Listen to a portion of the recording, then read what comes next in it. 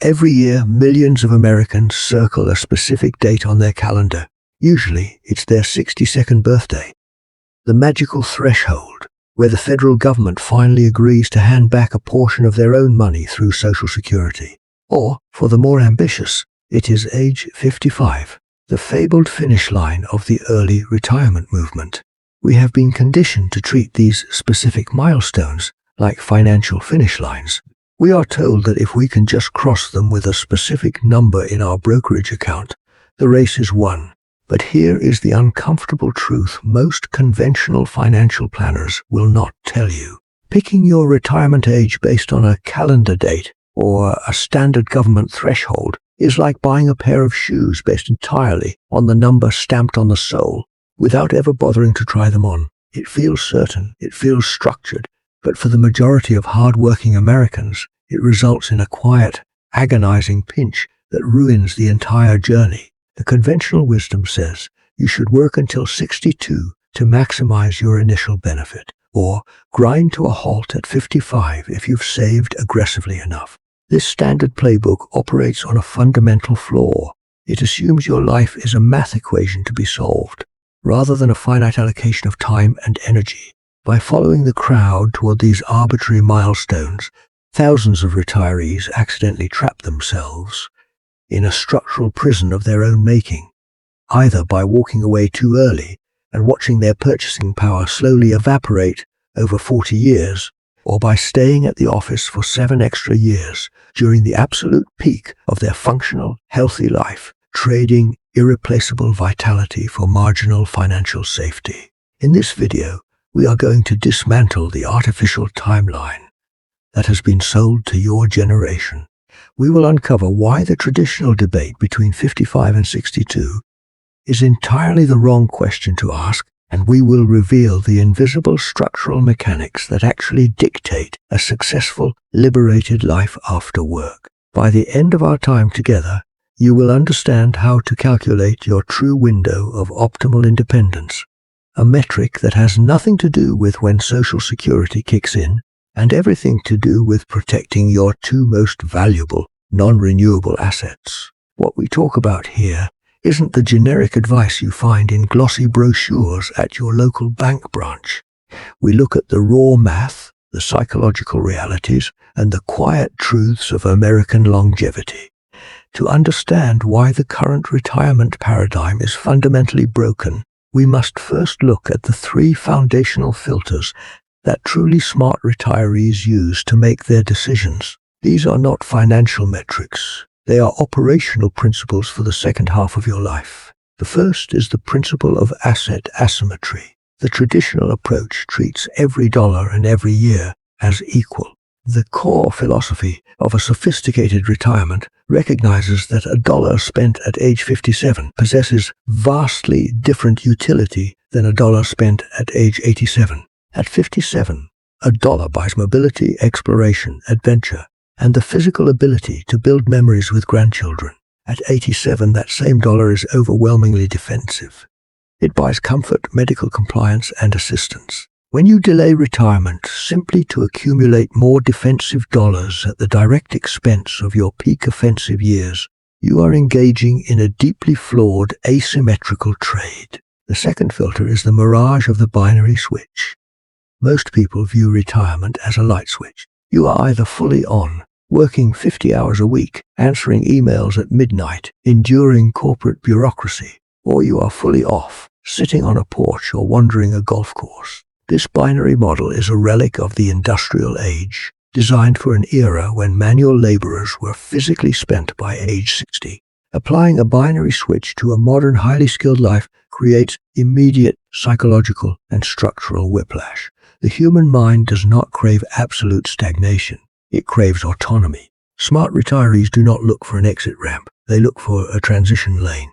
The third filter is the compounding cost of regulatory compliance. When you anchor your life decisions to ages like 55, 59 and a half, 62, 65 or 70, you are allowing the Internal Revenue Code and the Social Security Administration to serve as the structural architects of your daily existence. The crowd believes these ages were mathematically optimized for human happiness, They weren't. They were created by bureaucrats decades ago, based on outdated actuarial tables to balance government budgets, designing the peak years of your existence around when you can access your money without a 10% penalty, or when you receive a subsidized check, is letting the tax tail wag the lifestyle dog. When you look at the retirement landscape through these three filters, you begin to see the hidden tension built into the system. The traditional model forces you to buy your freedom using a currency you can never earn back, your physical vitality. Every year you spend in a high-stress environment past the point of enough is not an investment in your future security. It is a direct confiscation of your remaining healthy years. The real cost of following the crowd isn't just financial miscalculation. It is the quiet regret of realizing you spent your health accumulating wealth, only to find you cannot spend that wealth to buy back your health. To see exactly how this manifests, let us break down the 5 specific myths that dominate the conversation around retiring at 55 versus waiting until 62. First, let us look at the Social Security break-even delusion. The overwhelming consensus among financial media and well-meaning friends is that you should delay taking your Social Security benefits as long as possible, ideally waiting until age 62 at the absolute minimum, but preferably your full retirement age or even age 70. The logic seems ironclad. Your monthly benefit increases by roughly 7 to 8% for every year you wait. People look at that guaranteed appreciation and conclude that leaving money on the table early is financial suicide. The cold reality is that this standard calculation completely ignores the concept of opportunity cost and the real-world trajectory of human life expectancy. Waiting from age 62 to 67 to collect a larger check means you are voluntarily giving up 60 months of cash flow. To make up for those 5 years of zero income, you typically have to live past age 78 or 80 just to break even on a total cumulative dollar basis. But it is worse than that. Trying to optimize your Social Security check by working longer is like trying to make grilled cheese in a toaster. It sounds like a direct functional shortcut, but in reality, you just end up burning down the kitchen. You are burning your high-energy years between 62 and 67 to secure a larger nominal payment at an age when your statistical consumption is dropping significantly. The math works perfectly on a spreadsheet, but it fails miserably in the human experience. The smarter alternative is to view Social Security not as an investment asset that needs to be maximized, but as a longevity insurance policy. If taking the benefit early at 62 allows you to preserve your private investment portfolio during a market downturn, or if it allows you to step away from a toxic work environment while you still have your health, that is a massive structural win. The smarter approach calculates the total utility of the money, not just the nominal size of the check. You use the guaranteed government floor to offset your fixed living expenses early, allowing your equities to compound unhindered in the background. Second, consider the fallacy of the 4% rule at age 55. Those who advocate for early retirement at age 55 frequently point to the famous 4% rule. They believe that if they have accumulated 25 times their annual expenses in a well-diversified portfolio, they can safely walk away from productivity forever, confident that their money will last for 30 years. The cold reality is that the original 4% rule was explicitly stress-tested for a traditional 30-year retirement horizon, starting around age 60 or 65. When you pull that trigger at age 55, your retirement horizon stretches to 40, 45, or even 50 years. Over that extended timeline, an invisible predatory force takes hold. Sequence of returns risk combined with structural inflation. If you encounter a severe market downturn in your late 50s while simultaneously withdrawing money to live on, your portfolio can suffer a mathematical wound so deep it becomes terminal. Relying blindly on a static withdrawal rule over a 45-year horizon is the financial equivalent of giving a Mustang bumper to someone undergoing knee surgery. It is a completely mismatched solution that provides zero actual support where the real stress is being applied. The smarter alternative is that instead of a rigid, static withdrawal framework, early retirees at 55 must employ a dynamic guardrail strategy. This means your spending must flex based on market performance.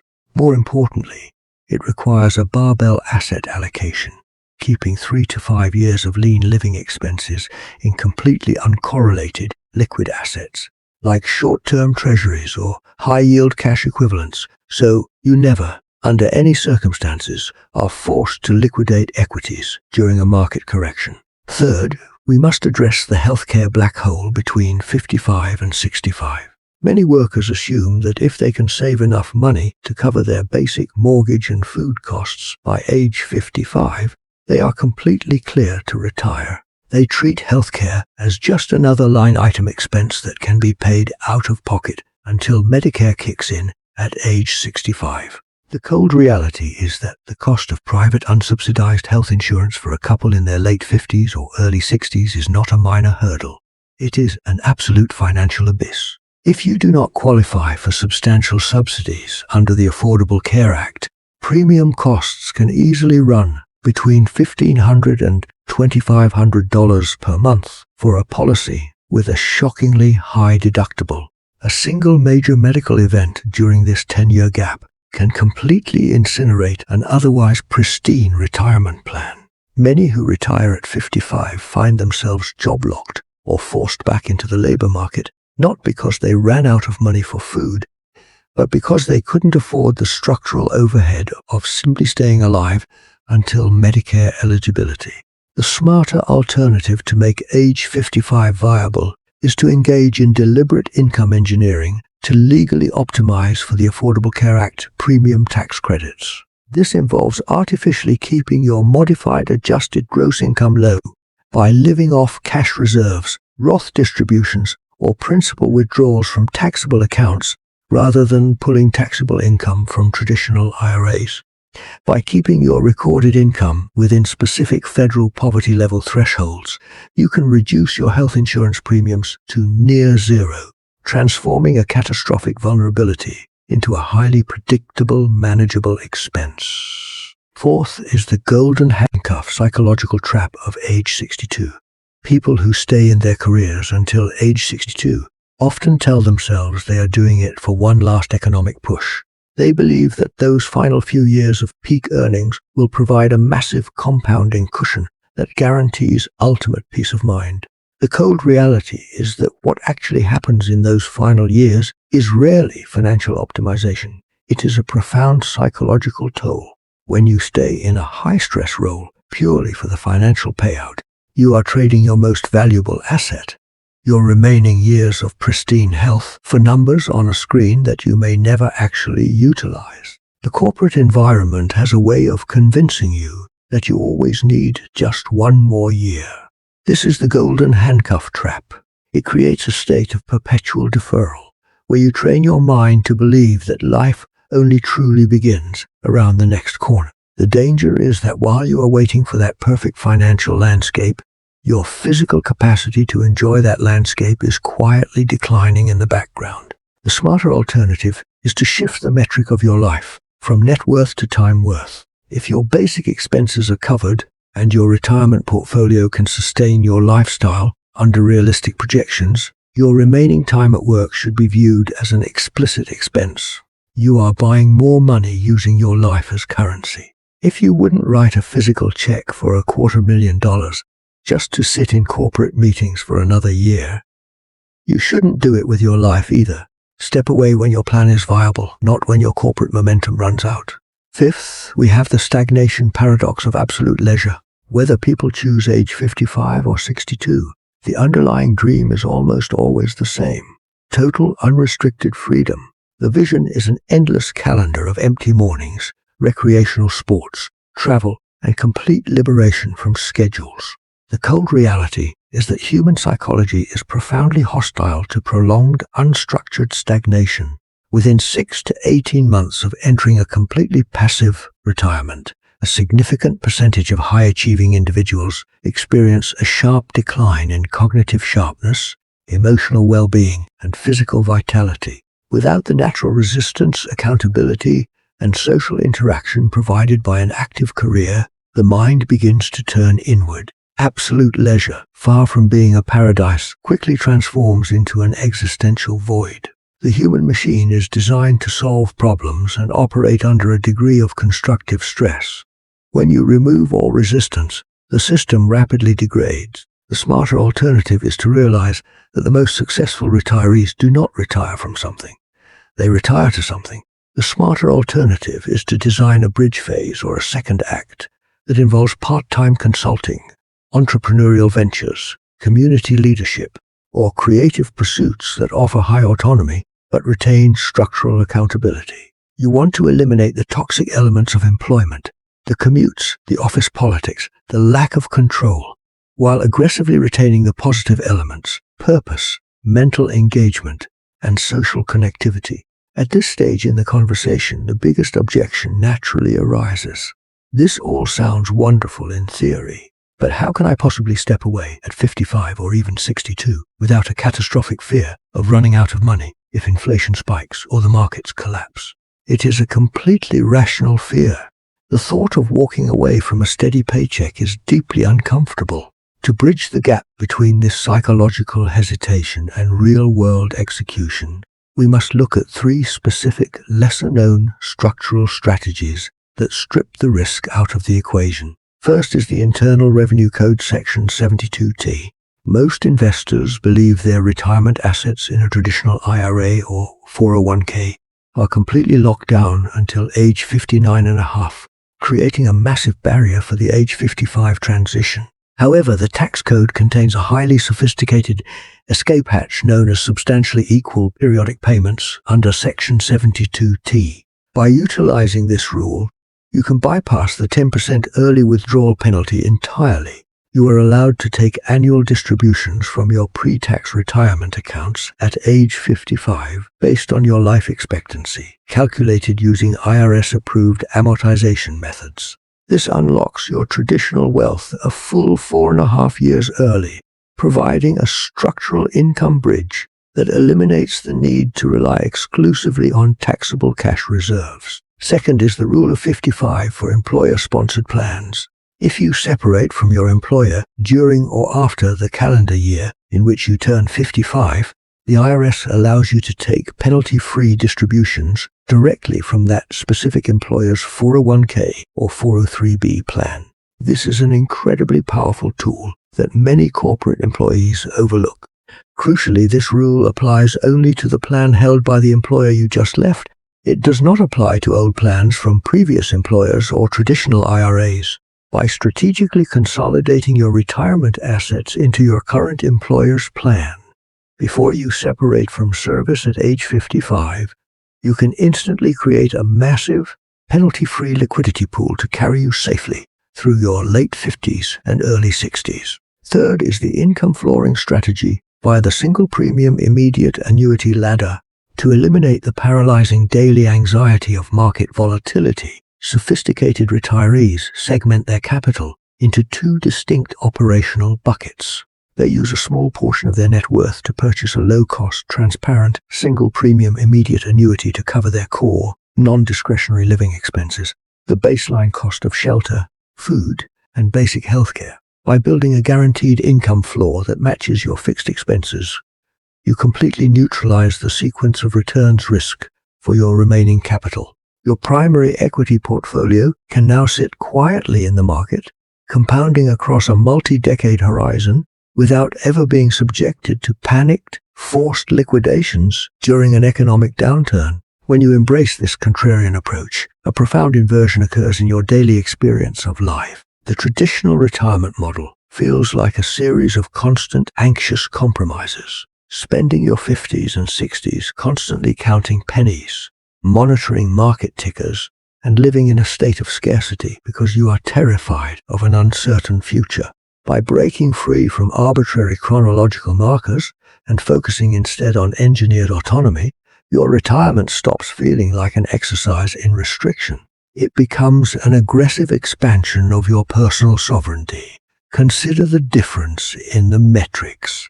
The traditional crowd saves maximum cash for an age when physical mobility is statistically declining. The strategic approach deploys capital precisely during the peak years of physical capability and energy. The crowd endures high stress until a sudden, jarring halt into complete inertia.